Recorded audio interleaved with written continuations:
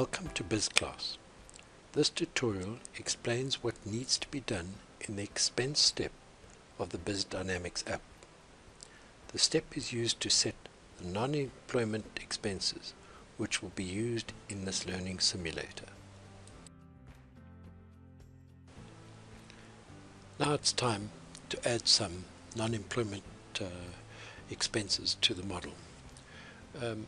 We've categorized expenses into fixed, variable and startup. Let's start with the fixed expenses. What we've done is we've created a list of the expense types that we believe is applicable for most startup businesses. What you need to do is select the expense and then the start date. Now remember, the start date doesn't need to be the day when you start the business. It could be any day during that period, and this is particularly useful when you have an expense, a once a year expense type, where you can set the start date and the end date in the same month, and that would be an expense like insurance, for example, where there's an annual premium that needs to be paid. But remember, when doing this, you'll need to do this for each financial period. All other expenses assume that the expense carries on right throughout the period.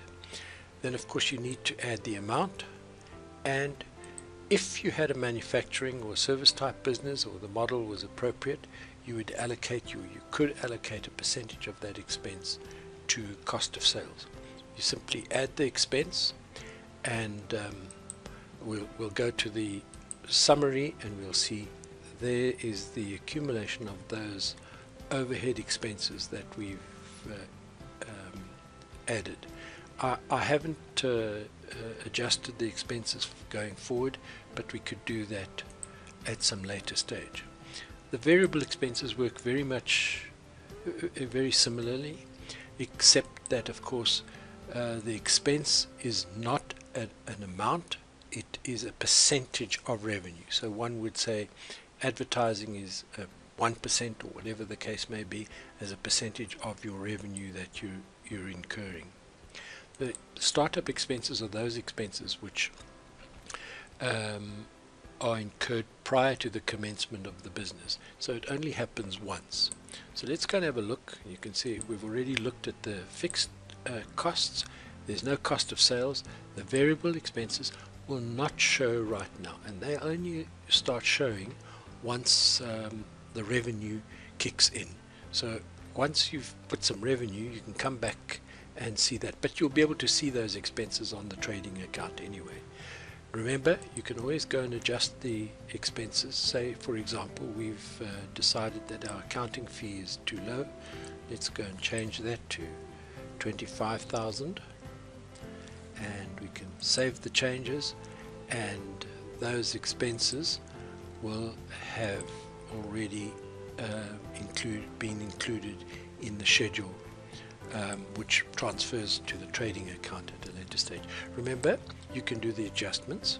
So, well, let's do one. Let's go and add 5%, and let's assume that all expenses are going to go up 5% per annum, and we'll do that quickly, and we'll say save, and we'll go back up here, and you can see those expenses have already those changes have already kicked in.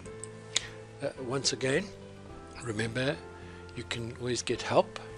You can always keep checking your progress on the trading account and see that that deficit has increased. And of course there's those startup expenses that we allocated.